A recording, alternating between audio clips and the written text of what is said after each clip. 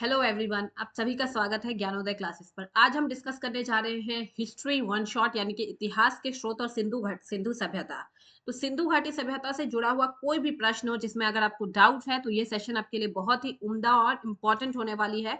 तो सेशन को बिना स्किप किए आप लोगों को अंत तक देखना है ताकि इसका बेनिफिट आप लोग ले सके। मैं वही प्रश्न आप लोगों के लिए लेकर आई हूँ जो कि एग्जाम में बार बार पूछे गए हैं या पूछे जाते हैं। तो हम देख लेते हैं। जिंदगी में देखिए, मेहनत से मिले हुए फल का कोई जवाब नहीं होता। किस्मत के भरोसे मत बैठिए, मेहनत कीजिए, फल तो मिलना ही है। शुरू करेंगे सेशन को। पूछा जा रहा है इतिहास का वह काल। क्या पूछा जा रहा है? इतिहास का वह काल जिसका कोई लिखित साक्ष्य उपलब्ध नहीं है क्या कहलाता है? तो आप सभी जानते हैं इतिहास का वह काल जो जिसका लिखित साक्ष्य नहीं है उसे हम प्राग ऐतिहासिक काल के नाम से जानते हैं। तो ध्यान रखिएगा, प्राग ऐतिहासिक काल में लिखित साक्ष्य उपलब्ध नहीं है। पुरातात्विक स्रोतों से हमें इस काल की जानकारी मिलती है। पुरातात्विक स्रोत में औजार हो गए, मिट्टी के बर्तन हो गए, सिक्के हो गए, इन सब के माध्यम से। अगला प्रश्न देखेंगे, प्रश्न संख्या 2।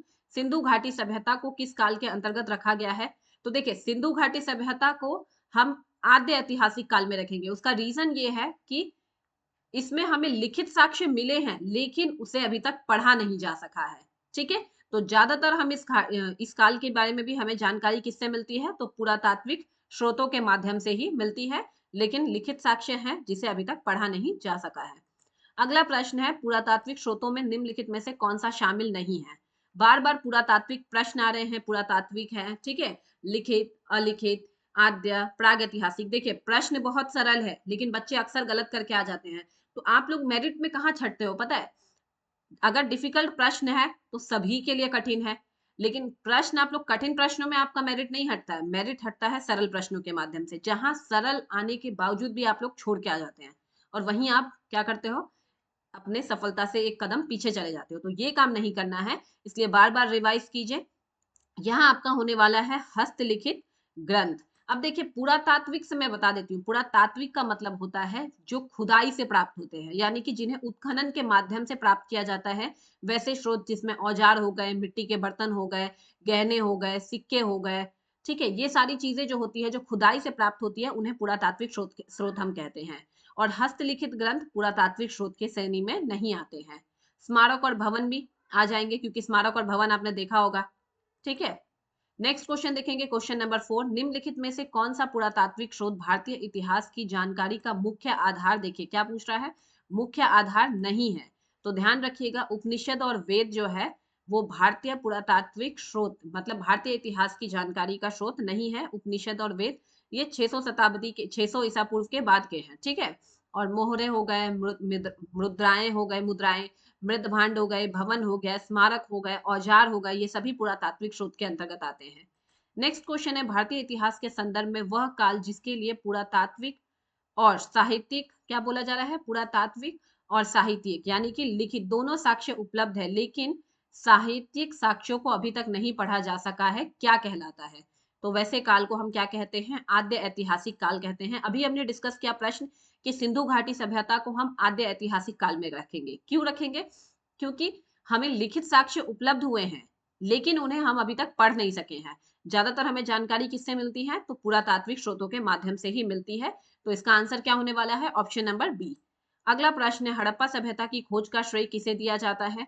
तो आप सभी जानते हैं दयाराम साहनी को दिया जाता है 1921 में, 1921 में। तो 1921 में इन्होंने इसकी खोज की थी। उस समय भारतीय पुरातात्विक जो हमारे सर्वे हैं जो उसका वो कौन थे, अध्यक्ष कौन थे? तो जॉन मार्शल जी थे। ये भी चीज आप लोगों को ध्यान में रखना है। अगला प्रश्न है हमारा 7वां, सिंधु घाटी सभ्यता का सर्वाधिक मान्यता प्राप्त काल क्या है? तो सिंधु घाटी सभ्यता का सर्वाधिक मान्यता प्राप्त काल 200 यानी कि सॉरी दो 2500 ईसा पूर्व से 1750 ईसा पूर्व के बीच में माना जाता है। सबसे परिपक्व अवस्था थी उस समय। नेक्स्ट क्वेश्चन है, क्वेश्चन संख्या हमारा 8वां है। पूछा जा रहा है सिंधु सभ्यता का नाम हड़प्पा सभ्यता क्यों पड़ा? तो इसके पीछे भी एक लॉजिक है, सिर्फ सिंधु सभ्यता नहीं, किसी भी सभ्यता का नाम उसके नाम पर क्यों पड़ा, ये प्रश्न पूछा जा सकता है।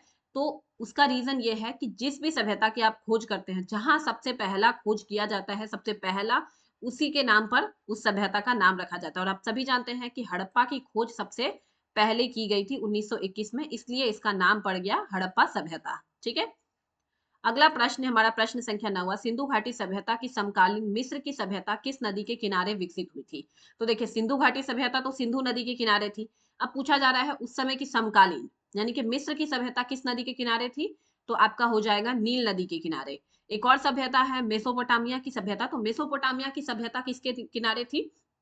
तो दजला और फरात, जिसे यूफ्रेटस भी कहते हैं फरात को, तो दजला और फरात नदियों के किनारे मेसोपोटामिया की सभ्यता विकसित हुई थी और मिस्र की सभ्यता नील नदी के किनारे। अगला प्रश्न है सिंधु सभ्यता का कौन सा पूरा पूरा स्थल 3 भागों में विभाजित किया जाता है? तो आपने जब भी सिंधु सभ्यता पढ़ा होगा, आप जानते हैं कि सिंधु सभ्यता में जितने भी स्थल हमने खोजे सभी 2 भागों में हमें विभाजित मिले। पहला हो जाता है एक दुर्ग और दूसरा निचला स्थान। जहां पर दुर्ग जो थे वहां थोड़े कुलीन वर्ग के लोग रहा करते थे, ऐसी मतलब ऐसा अनुमान लगाया जाता है। और निचला जो स्थान है वहां पर क्या करते थे? आम लोग रहा करते थे। बट एक ऐसी सभ्यता है गुजरात का धौलावीरा स्थान है, जहां पर 3 भागों में विभाजित किया है, दुर्ग, मध्य भाग और निचला निचला भाग, ध्यान में रखना है, ठीक है। अगला प्रश्न हम देखेंगे प्रश्न संख्या हमारा 11वां। सिंधु घाटी सभ्यता की सामाजिक व्यवस्था का मुख्य रूप कैसा था? तो जैसे कि अभी आप देख रहे हो कि अभी पितृसत्तात्मक समाज है, तो उस वक्त माना जाता है कि मातृसत्तात्मक रहा होगा। क्यों? क्योंकि हमें पुरातात्विक स्रोतों के माध्यम से पता चला है कि उस वक्त हमें बहुत सारी मातृ देवी की मूर्तियां मिली है। ठीक है, मातृ देवी की मूर्तियां मिली है, उर्वरा देवी भी याद है आपने, उर्वरा देवी की मूर्तियां भी मिली हैं। तो ये चीज है, अनुमान लगाया जा रहा है कि स्त्रियों का स्थान जो था वो थोड़ा उच्च था समाज में। ठीक है, तो दैट्स वाई बोला जाता है कि मातृसत्तात्मक समाज रहा होगा। अगला प्रश्न है सिंधु घाटी सभ्यता की लिपि किस प्रकार की थी, जिसे अभी तक पढ़ा नहीं गया है? तो चित्रात्मक लिपि थी। कैसी लिपि थी? चित्रात्मक थी, जिसमें शिकार के, वस्तुओं के भाव को स्पष्ट किया गया है। ये ध्यान में रखना है, भावों को स्पष्ट करने की कोशिश की गई है। नेक्स्ट क्वेश्चन है सिंधु सभ्यता के लोगों का मुख्य मनोरंजन साधन क्या था? तो जुआ और पासा खेलना, क्योंकि हमें बहुत जगह खुदाई के माध्यम से पासे मिले हैं। तो ये अनुमान लगाया जाता है कि जुआ खेलना, पासा, मछली पकड़ना, शिकार यानी कि संगीत वगैरह ये उनका रहा होगा। तो जुआ और पासा आप करेक्ट आंसर लगाओगे। अगला प्रश्न सिंधु घाटी सभ्यता का सबसे महत्वपूर्ण आर्थिक आधार क्या था? तो कृषि था। कृषि था और अधिशेष था, तभी जाकर के व्यापार भी किया जाता था। कृषि में अधिशेष की अवस्था थी सिंधु घाटी सभ्यता। नेक्स्ट क्वेश्चन है सिंधु सभ्यता में लोथल किस लिए प्रसिद्ध है? तो सिंधु घाटी सभ्यता में लोथल किस लिए प्रसिद्ध है? सिंधु घाटी सभ्यता का एकमात्र बंदरगाह है गोदीवारा, जिसे गोदीवारा भी कहते हैं। ठीक है, तो बंदरगाह के लिए प्रसिद्ध था, गुजरात में स्थित है, ये भी ध्यान में रखना है। भोगवा नदी के किनारे स्थित है, ये भी ध्यान में रखना है। अगला प्रश्न है कालीबंगा से किस चीज के साक्ष्य मिले हैं? तो जुते हुए खेत के साक्ष्य मिले हैं, ये ध्यान में रखिएगा। Option number 20 the correct answer. अग्निकुंड के साक्ष्य भी मिले हैं कालीबंगा से। नेक्स्ट क्वेश्चन है सिंधु सभ्यता के पतन के संबंध में सबसे अधिक मान्यता मतलब मान्य सिद्धांत कौन सा है? तो बहुत सारे सिद्धांत, बहुत सारे मतलब हिस्टोरियंस थे जिन्होंने अलग अलग सिद्धांत पेश किए, लेकिन जो सबसे ज्यादा माना जाने लगा वो क्या था कि सभ्यता जो थी वो जलवायु परिवर्तन या पारिस्थितिकी असंतुलन के कारण इसका क्या हो गया? पतन हो गया था। नेक्स्ट क्वेश्चन देखेंगे, क्वेश्चन नंबर 18। अब ये कथन और कारण वाले प्रश्न है। तो कथन देख लेते हैं क्या है। सिंधु घाटी सभ्यता की नगर योजना अद्वितीय थी, इसमें तो कोई शक नहीं है। इसमें समानता और मानकीकरण का उच्च स्तर दिखाई देता है, बिल्कुल सही है प्रश्न। ठीक है, दूसरा है मतलब कथन, दूसरा है सिंधु घाटी सभ्यता के प्रमुख नगरों में सड़कें और गलियां एक ग्रिड पैटर्न में काटी जाती थी और भवन निर्माण एक ही आकार की पक्की ईंटों का उपयोग होता था। तो ये भी बहुत ही इंपॉर्टेंट है। इसलिए सिंधु सभ्यता जो है बाकी सब सभ्यता अपने समकालीन सभ्यताओं से अलग मानी जाती थी। क्यों? क्योंकि यहाँ पर सबसे पहले तो जो सड़कें थी वो 90 डिग्री के समकोण पर एक दूसरे को काटती थी। इसके अलावा घरों का जो मतलब निर्माण में, भवन निर्माण में पक्की ईंटों का, उस जमाने में सोचिए टेक्नोलॉजी कितनी एडवांस रही होगी उस समय भी, कि हमारे पूर्वजों ने पक्की ईंटों से घर बनाया। नालियों को ढकने का ढकी हुई नालियां हुई थी, जो कि आज के डेट में भी थोड़ी मुश्किल हो जाती है। ठीक है, ढकी हुई नालियां थी। इसके सफाई का भी यानी कि खूब अच्छा ध्यान रखा गया था। तो बहुत ही अच्छे तरीके से नगर को सुनियोजित किया गया था। इसलिए ये कथन और कारण दोनों ही बिल्कुल सही है। तो इसका उत्तर क्या हो जाएगा? Option number A is the correct answer, यानी कि आर जो है ए की सही व्याख्या करता है। ठीक है, नेक्स्ट क्वेश्चन हम देखेंगे, जल निकासी प्रणाली भी बहुत अच्छी थी, ये भी ध्यान रखना है। अगला प्रश्न है सिंधु घाटी सभ्यता के संदर्भ में निम्नलिखित कथनों में से कौन सा कथन सत्य है? तो इसका आंसर क्या होने वाला है? उपरोक्त में से एक से अधिक। डी। अब क्यों? सिंधु घाटी में सभ्यता में किसी भी स्थल में मंदिर या पूजा स्थल का स्पष्ट साक्ष्य नहीं मिला है, बिल्कुल करेक्ट। इस सभ्यता के प्रमुख स्थल जैसे हड़प्पा, मोहनजोदड़ो मुख्यतः समुद्र तटीय क्षेत्रों में स्थित थे, तो ये गलत है, नदियों के किनारे स्थित थे।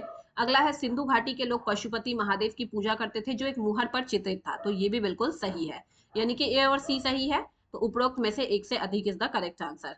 इसी के साथ इस सेशन का अंतिम प्रश्न है, सिंधु घाटी सभ्यता के किस स्थल से अग्निकुंड, क्या पूछा जा रहा है, किस स्थल से अग्निकुंड के साक्ष्य प्राप्त हुए हैं, जो संभवतः धार्मिक अनुष्ठानों और यज्ञों के लिए प्रयोग होते हैं। तो देखिए, इस प्रश्न का उत्तर तो मैंने आज के सेशन में ऑलरेडी दे दिया है। अगर आप लोगों ने सेशन को ध्यान पूर्वक किया है तो इस प्रश्न का उत्तर आप लोग मुझे कमेंट बॉक्स में बताइएगा क्या आंसर होने वाला है। और अगर सेशन अच्छी लग रही है, आप चाहते हैं कि इसी तरीके से मैं टॉपिक वाइज आप लोगों के लिए सेशन लेकर आऊं, तो आप लोगों को भी मुझे सपोर्ट करना होगा, मुझे मोटिवेट करना होगा। और इसके लिए करना क्या है, ज्यादा से ज्यादा चैनल को लाइक, शेयर एंड सब्सक्राइब कीजिए। जिन्होंने अभी तक सब्सक्राइब नहीं किया है, फटाफट से ज्ञानोदय क्लासेस को सब्सक्राइब कर लीजिए, बेल आइकन को क्लिक कर लीजिए, ताकि हर क्लास की अपडेट सबसे पहले आप तक पहुंचे। Thank you everyone.